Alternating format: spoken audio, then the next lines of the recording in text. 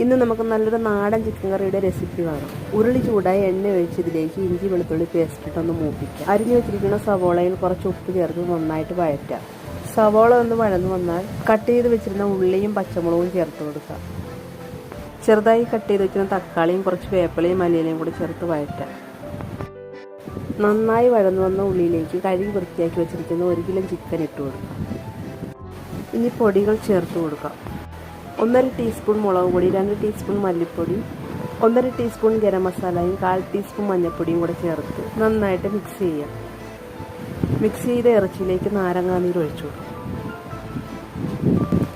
ഇതിനി മൂടി വെച്ച് 10 മിനിറ്റ് ഒന്ന് കുക്ക് ചെയ്യാം.